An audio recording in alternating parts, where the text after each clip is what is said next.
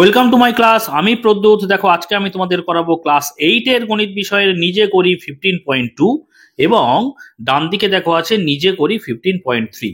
তো 15.2 এবং 15.3 এর প্রত্যেকটা অঙ্ক আমি খুব সহজ করে বুঝিয়ে দেওয়ার চেষ্টা করব। তোমরা শেষ পর্যন্ত ভিডিওতে সঙ্গে থাকো, আশা করি বুঝতে পারবে। তো চলো শুরু করা যাক।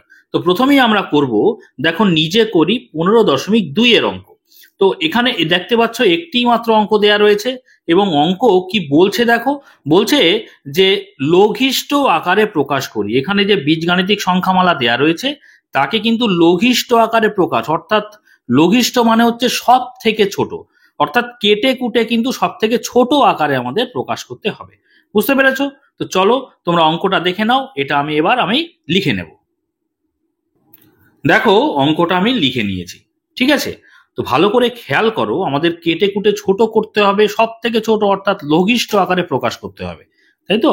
তো দেখো এখানে অঙ্কটা আমি এখানে টুকে নিয়েছি। দেখো এখানে a মাইনাস বি আছে, এখানে a মাইনাস বি আছে। তো এখানে কিন্তু ব্র্যাকেট দেয়া নেই, তো ব্র্যাকেট আমরা দিয়ে দিচ্ছি। কেন দিচ্ছি বলো তো? আমরা কাটবো বলে, কেটে কুটে ছোট করব। ভালো করে খেয়াল করো, এই যে ওপরে a প্লাস বি আছে আর নিচে a প্লাস বি আছে, কিসের সম্পর্কে আছে? ভাগের সম্পর্কে আছে। তাহলে কিন্তু আমরা কেটে ছোট করতে পারবো।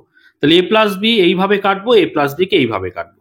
কখনো এইভাবে কাটবে না, সরাসরি ব্র্যাকেটের এ মাথা থেকে ও মাথা পর্যন্ত যেন কাটাটা যায়, লাইনটা যায়। বুঝতে পেরেছো? এইভাবে কাটবে, কখনো এইভাবে কাটবে না। এবারে দেখো এ মাইনাস বি আছে, ওপরে এ মাইনাস বি আছে, তাহলে এটাও ভাগের সম্পর্কে আছে, তার মানে কেটে দিতে পারি। দেখো এইভাবে আমরা কেটে দেব। এবারে উপরে দেখো কি আছে, এ আর একটা এ পড়ে আছে, নিচে কি পড়ে আছে দেখো, বি আর একটা বি পড়ে আছে, অর্থাৎ নিচে দুটো বি আর ওপরে দুটো এ পড়ে আছে। তাহলে আমরা লিখতে পারি এ গুণ এ, আর নিচে পড়ে আছে কি বলতো, বি গুণ বি, তাই তো? তাহলে এ আর এ দুটো গুণ করলে কি হবে বলতো? স্কোয়ার। দুটো একই বিষয় যদি গুণ করি তার বর্গ হয়ে যায়, সেজন্য স্কোয়ার লিখলাম। আর বি আর বি গুণ করলে কি হয়ে যাবে বলো? বি স্কোয়ার হয়ে যাবে। তাহলে কিন্তু এইটা হয়ে যাবে তোমাদের উত্তর। বুঝতে পেরেছো? 1 নম্বর দাগের নিজে করি 15.2 এর একটি মাত্রই তোমাদের অঙ্ক ছিল। এবারে দেখো আমরা করব নিজে করি 15.3 অঙ্ক। তো এখানে কি বলছে দেখো, বলছে নিচের বীজগাণিতিক ভগ্নাংশগুলি লঘিষ্ঠ আকারে প্রকাশ করি। এখানেও কিন্তু লঘিষ্ঠ আকারে প্রকাশ, অর্থাৎ লঘিষ্ঠ মানে হচ্ছে সব থেকে ছোট আকারে প্রকাশ, ঠিক আছে? তো দেখো এখানে কটি অঙ্ক আছে? একটি, দুটি, তিনটি। তো প্রথমেই আমরা প্রথম অঙ্কটা করব, তোমরা অঙ্কটা দেখে নাও। দেখো নিজে করি 15.3 প্রথম যে অঙ্কটা সেটা আমি লিখে নিয়েছি। তো এখানে দেখতে পাচ্ছ যে এই জায়গাটা ভাগ চিহ্ন আছে, তাই না? তাহলে ভাগ চিহ্নটা যদি আমরা গুণ করে দিই, তাহলে পরের যে থাকা ভগ্নাংশটা কি হয়ে যাবে? লবটা হরে চলে যাবে আর হরটা লবে চলে আসবে, অর্থাৎ উল্টে যাবে, এরকম বিষয়টা হবে। দেখো তাহলে আমরা সমান চিহ্ন দিয়ে আগে যেটা আছে সেটা লিখে নিই। কি ছিল? Square into C square by C square into D square. এই ভাগ চিহ্নটা গুণ চিহ্ন করব। তার মানে এই যে হরে আছে এ ডি ওপরে চলে যাবে, আর বিসি ওপরে ছিল সেটা চলে যাবে কোথায় বলো? নিচে। এবার আমরা কি করব? কেটে কুটে ছোট করতে পারবো, কারণ আমাদের বলেছে যে লঘিষ্ঠ আকারে প্রকাশ করতে, অর্থাৎ সব থেকে ছোট আকারে প্রকাশ করতে হবে। এবারে দেখো ভাগের সম্পর্কে, অর্থাৎ ওপরে আর নিচে থাকলে আমরা কাটতে পারবো। ভালো করে খেয়াল করো, এখানে সি স্কোয়ার আছে, এখানে সি স্কোয়ার আছে, তাহলে আমরা এইভাবে কেটে দিতে পারবো। এবারে দেখো এখানে ডি স্কোয়ার আছে, এখানে একটা ডি আছে, তাই না? তাহলে একটা ডি আর ডি স্কোয়ার যদি কাটি, দুটো ডি থেকে একটা ডি কেটে যাচ্ছে, তাহলে একটা ডি নিচে পড়ে থাকছে। বুঝতে পেরেছো? তাহলে কি কি পড়ে আছে খেয়াল করো তো। ওপরে পড়ে আছে স্কোয়ার আর একটা এ, অর্থাৎ তিনটে পড়ে আছে, স্কোয়ার আর একটা এ, এর মাথায় কিছু নেই মানে এক আছে। তাহলে গুণের সময় আমরা কি জানি যে সূচক বা ঘাত বা পাওয়ার কি হয়ে যায়? যোগ হয়ে যায়।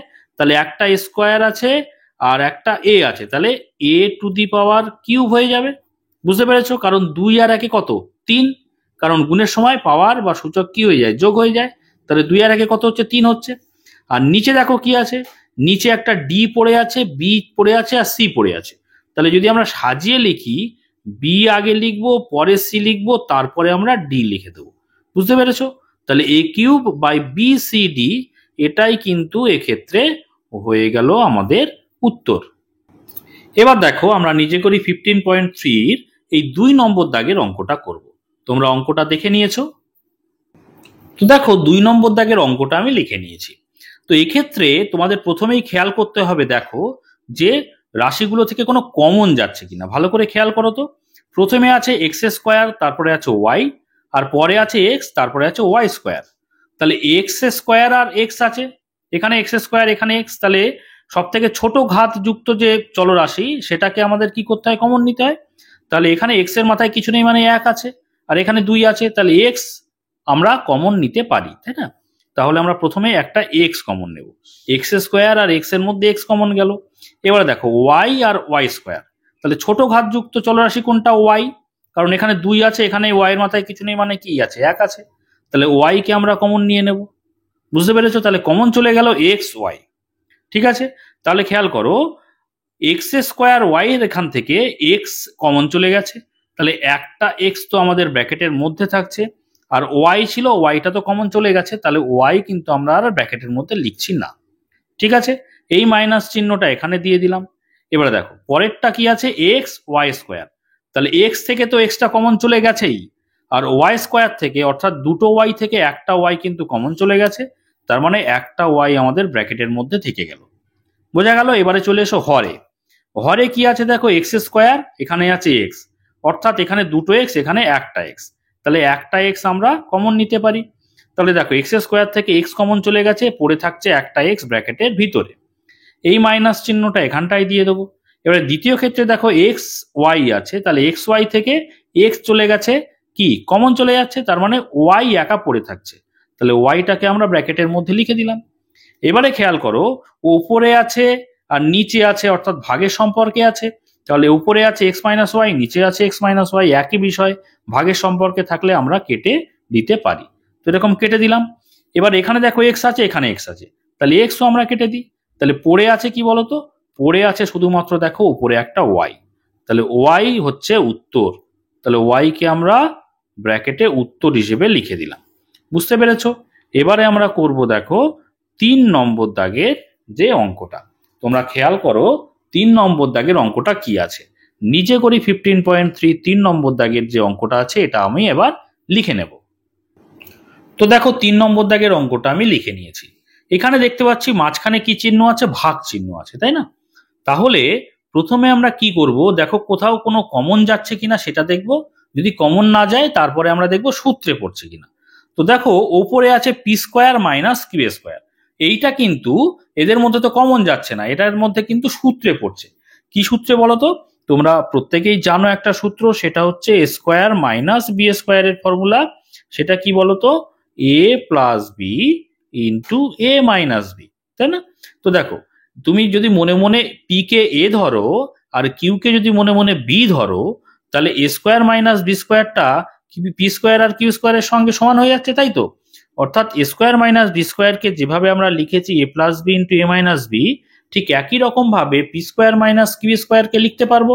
তো দেখো পি স্কোয়ার মাইনাস কিউ স্কোয়ারকে কি লিখতে পারবো, P plus Q into P minus Q.